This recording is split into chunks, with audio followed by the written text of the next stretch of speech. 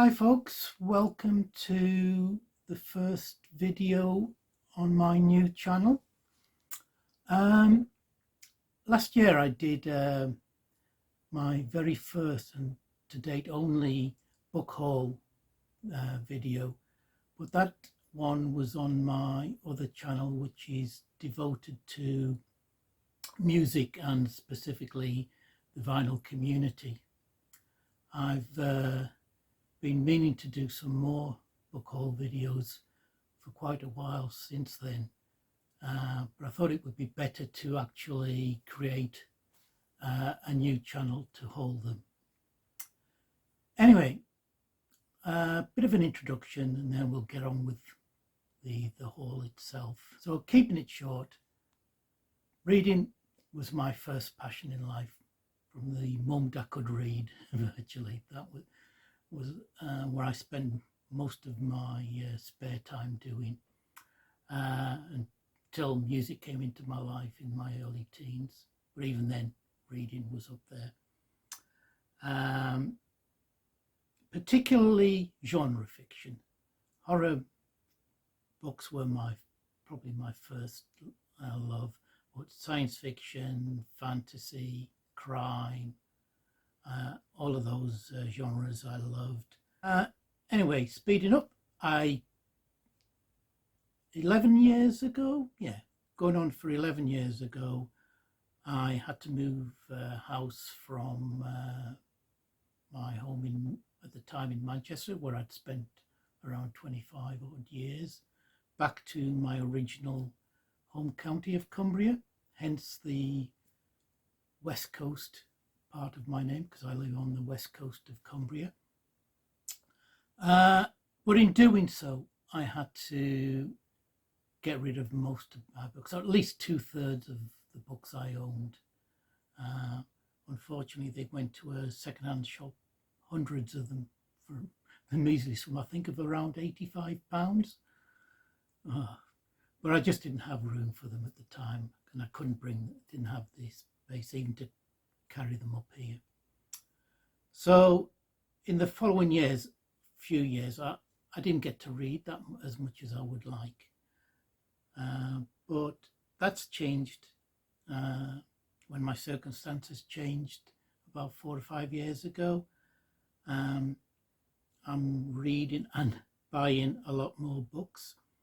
But in the last year, I thought it would really be nice to get back some of the books I read in the science fiction genre and expand my reading in that genre. And a lot of that was down to booktubes and the channels such as Stephen Andrews, the Outlaw Bookseller, Michael K. Vaughan, Book Pilled, Science Fiction Reads, and others. Sorry if I haven't mentioned you. But that reignited my desire to read science fiction again.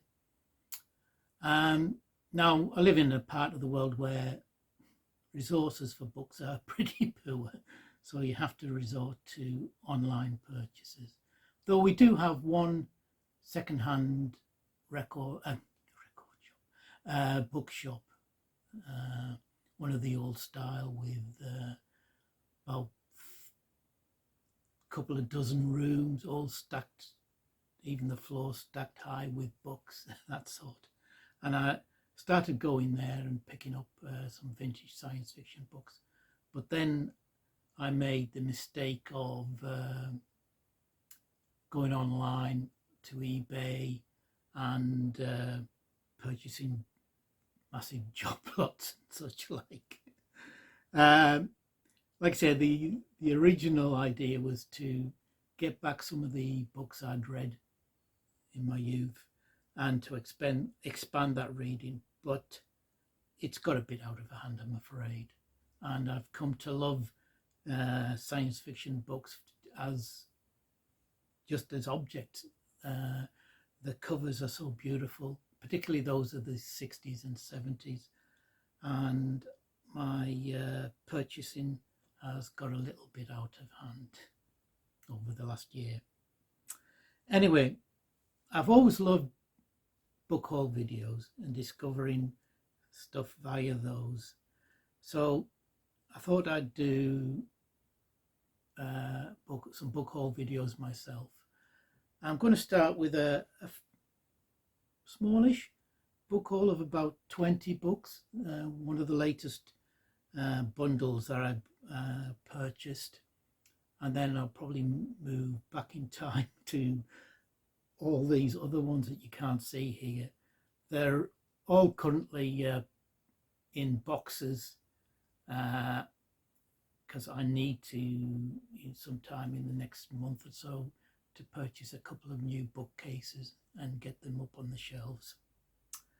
So let's start with this book haul. They all came from one vendor who I originally bought some books from on eBay, and he got in touch with me recently saying he had some more books that he'd just got hold of, and was I interested? And of course I was. So let's see what I got. We'll have to move through these fairly quickly. Right, first off, we'll start off with probably one of the biggest names, if not the biggest name in science fiction, at least one of the top 3, 4. This is Isaac Asimov, and he's the Robots of Dawn book.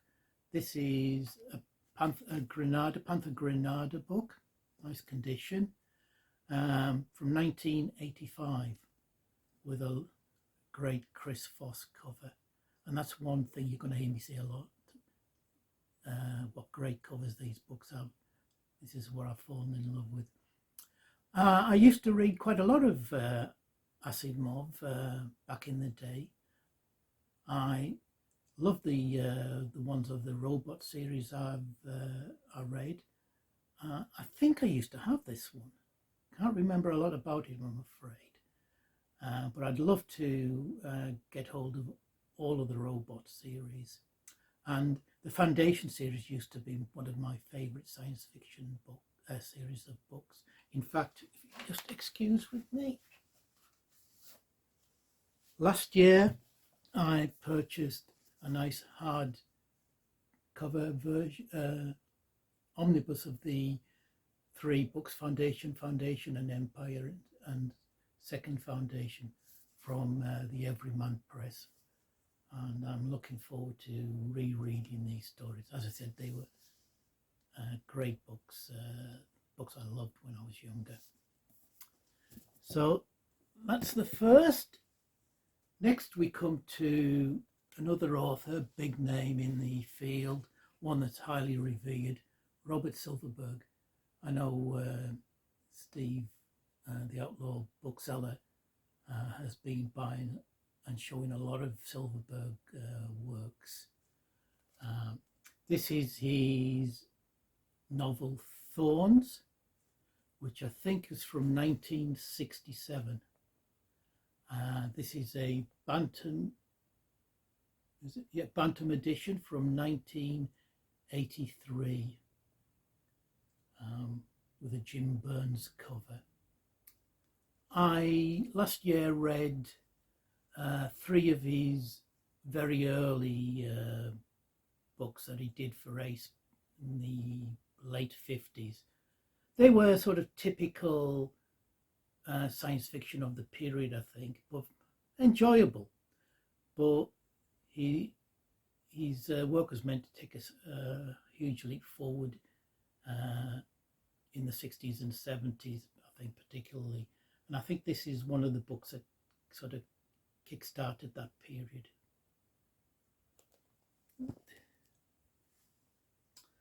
Next, a UK writer whose name I've seen a lot, but I don't think I've ever read anything by him, except probably in anthologies. This is Eric Frank Russell with his novel 3 to Conquer. You're going to hear me say a lot that I haven't read this author or whatever. There's chances are I've probably read some of these in anthologies, but I've not remembered. I'm getting old. But I've never read, when I say I haven't read anything by them, I generally mean I haven't read a novel or a short story collection specifically by that author. This is, when was this one published and written? The novel dates back, I think, to 1956, and this is a Ballantine edition from 1986. Unfortunately, when it came, there was a large crease down there. It didn't seem too bad, but after opening the books 2 or 3 times, the whole front page came away. So I had to fix it up with tape. I think it's a generally decent job, but that's a problem when you're buying vintage books. Next, we have Henry Kuttner, an author I think I've only read in short story format, and this is his novel Mutant from, I think this is a fix-up from 1953, and this is a Hamlin edition from 1979. I think that's right, if I remember correctly. Yeah, 1979. Kuttner was started out like a lot of my favourite authors, writing I think for Weird Tales back in the day. And he was married to the author of the next book, and that's C.L. Moore. I think that's Catherine L. Moore. And this is her novel, Doomsday Morning. This is, the book was from 1957, and this is an Avon third printing from November 1968. They often wrote together under I think the main pseudonym was Lee Brackett, I think, that Kuttner and Moore wrote together as. She also started, I think, in Weird Tales, and I think she is meant to be the better of the two. But I'm looking forward to both of these books. And what do we have next? Right, an author I've heard of, but I don't think I've ever read anything by him, and this is Keith Laumer with his book, The Galaxy Builder. This one is an Ace original from February 1984. I think his famous series of books is it the Retief? Or, I'm not sure if that's pronounced that right. The Retief series of books. Not too keen on that cover, I'm afraid, but another one. A guy that I think was meant to be one of the stalwarts of the early SF scene. That's Jack Williamson with his book People Machines. This is a short story collection of 9 stories. Again, it's printed by Ace from 1971. The stories date back to from 1939 through to about 1967. I think he started back in the 1920s writing, and I understand that he was the second recipient after Heinlein of the Nebula Grand Master Award back in, I think, 1976, I think.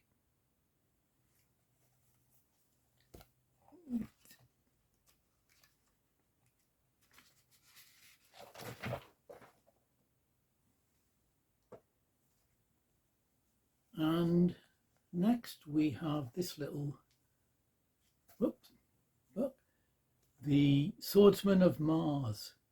He wore another man's body on the red planet. and this is by Otis Adelbert Klein, not a writer I'd ever come across. Again, this is published by Ace. It was originally from 1933, but this is a 1960 pressing. Got records on the brain, printing. It seems that Otis Adelbert Klein started out as a songwriter before moving into writing, and he's another that wrote for Weird Tales.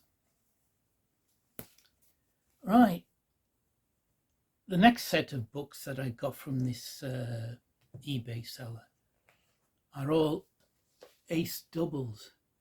One of the probably the most iconic set of books in this SF sphere. I think these started in 1952, 53, somewhere around then, and went on into the early 70s.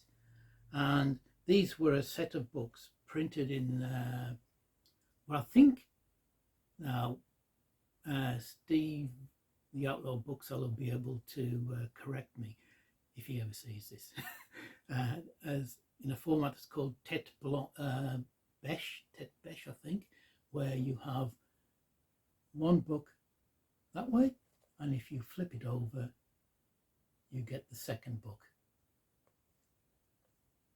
Now, I've struggled in the past to find these in decent condition. The spines are usually all creased to hell, but the ones that the seller had for sale were in really good condition. I was really pleased to pick them up. Anyway, this first one is from, when was it printed?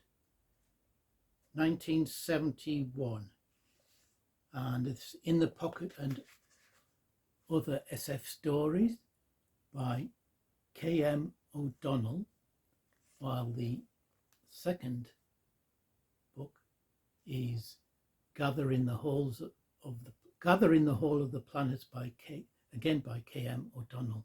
I didn't know at the time, but I've since found out that K.M. O'Donnell was a pseudonym for Barry N. Malzberg, another highly rated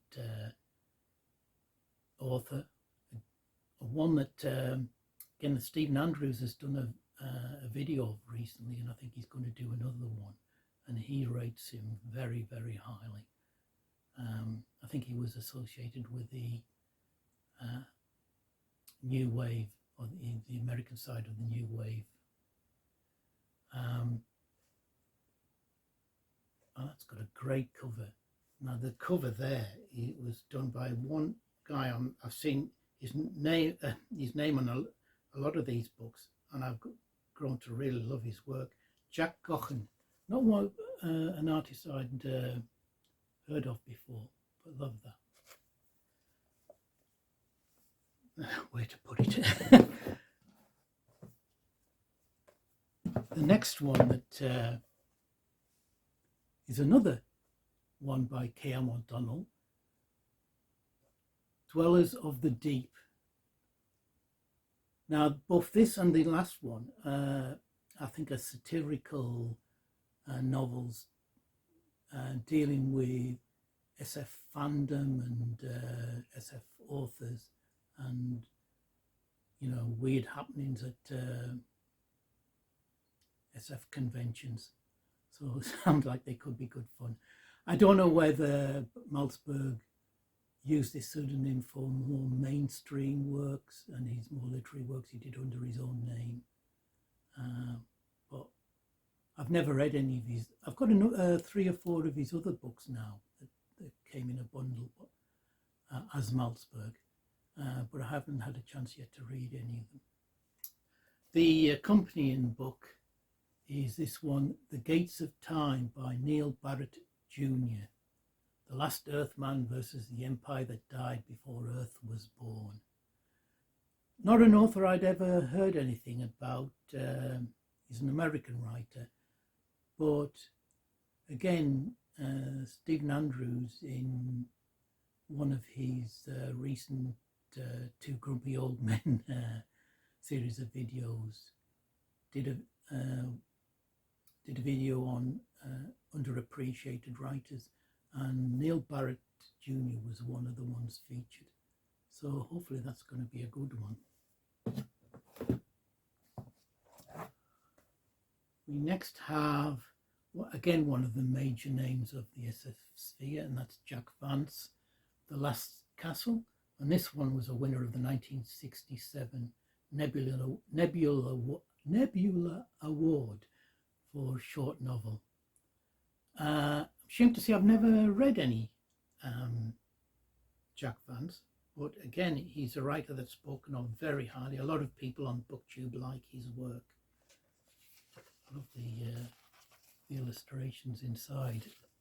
And this novel comes from 1966, and that's another Jack Cochin cover. And accompanying that is World of the Sleeper by Tony Russell Wayman. Take your choice of any world or time, but at your own peril. Again, a writer I know nothing about. He's a UK writer, that's all as much as I know. So we'll see what that one's like. Sticking with the Ace Doubles. The next one is Samuel R. Delaney's Captives of the Flame. Again, another big name in SF writing. This one is from 1963. Delaney, like I say, was a big name. The only books I've got so far by him is the Fall of the Towers trilogy, which is, I think this book happens to be the first in that trilogy anyway. He was famous for books like Babel 17 and Dahlgren, and controversially for books like, I think, Hog, which is featured in a couple of BookTube videos recently. Not one I think that I want to tackle, to be honest. And it accompanies A Psionic Menace by Keith Woodcott. Now, Keith Woodcott is actually a pseudonym for John Brunner. I was a big fan of John Brunner's work back in the day. The Sheep Look Up, Squares of the City,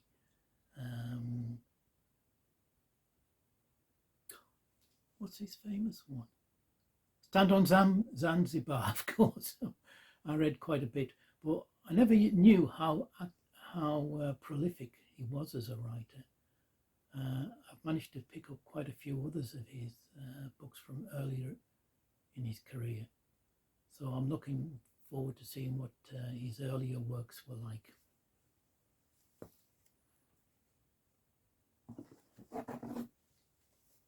Next, we have The Blind Worm by Brian M. Stableford. Another name I recognise, but I don't think I've ever read anything by. I think he's famous for his sort of space opera, hard SF novels, I think. I love that cover, but I don't think it tells you who. No, it doesn't tell you the artist. This is from 1970, and it accompanies Seed of the Dreamers by Emil Pataja. The Heroes of the Earth Must Live Again. I've got one other novel by him in my collection. He was a US writer, I understand, of Finnish descent, and he actually wrote a series of books based on Finnish mythological epic, the Kalevala, which I think I'd be quite interested in reading. I think that could be very good. And next up, we have a prolific name. That's E.C. Tubb with his The Winds of Gath novel from, bear with me, 1967. E.C. Tubb was, he wrote under about 50 odd pseudonyms. I think his most popular series was a Doomarest series about a guy's quest for his home planet, the Earth. Somehow got lost. I think this might be the very first in that series. And it accompanies Juanita Coulson's Crisis on Chiron. A name I think I've come across but never read anything by again. And I think this is her very first novel. Further with it, just move these around. We then have another E.C. Tubb novel, Death is a Dream, Conquer Death and Make Life the Eternal Victim. And it comes with Mac Reynolds as Computer War, the Charge of the Math Brigade. I love that. Again, a writer I think I've read short fiction by, but I've never read a novel. We're getting there. Next up, a husband and wife writing team, and that's Walton Lee Richmond. And this is a book of short stories, I think. Positive Charge. Yep, this was 1970. The stories go back to the mid to late 60s. I think they're sort of space operation. And the accompanying book is another by them called Gallagher's Glacier.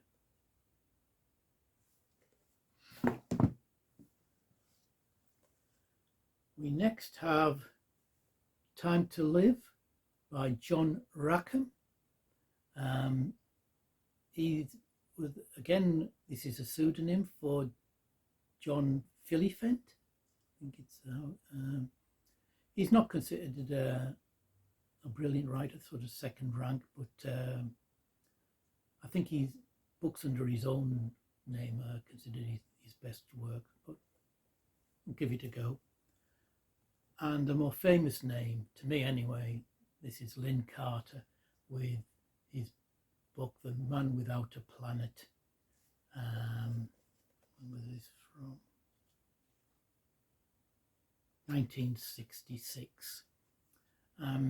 He's more famous, I think, as a writer and editor of sword and sorcery heroic fiction, more than a writer as SF. I don't think he wrote much SF at all, but this is one of his science fiction novels. Next have a writer I know more as an editor than a writer. This is Damon Knight with a collection of short stories called Off Center. It's from 1965. The stories date back to 1952 through to 64. And that's another Jack Gockin cover. And on the reverse is The Rithian Terror by Damon Knight. I'm looking forward to giving these ones a go. I think I've read short stories by him which I've enjoyed in anthologies in the past, but never read a novel. And we get down to the final two. A writer we've come across already, and that's Eric Frank Russell again, with 6 Worlds Yonder, stories of first landings on far planets. So yeah, this is a short story collection, printed in 1958, and the stories are from the mid-50s, and that's accompanied by a novel with the unfortunate title of The Space Willies. You can't keep an Earthman down. I quite like that cover. I don't know who it's by, but like I said, unfortunate title. It even comes with a cast of characters at the start of it.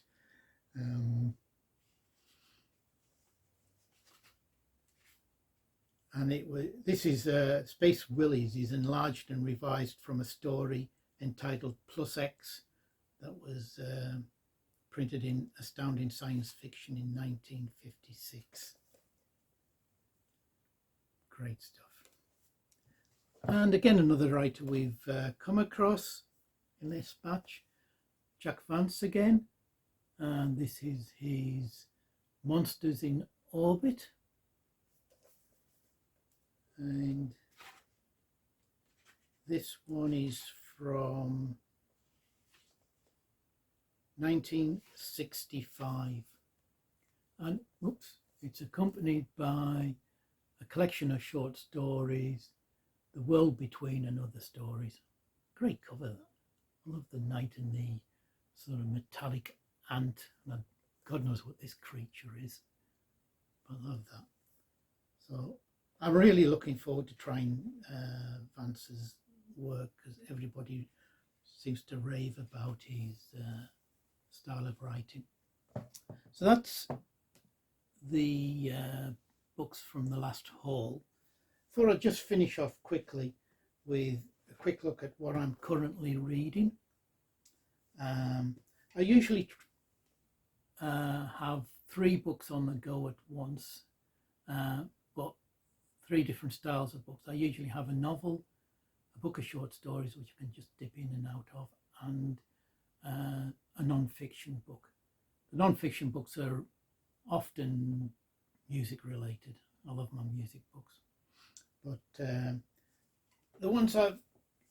non-fiction book I'm currently working my way slowly through is Yesterday's Tomorrows by the great anthologist Mike Ashley.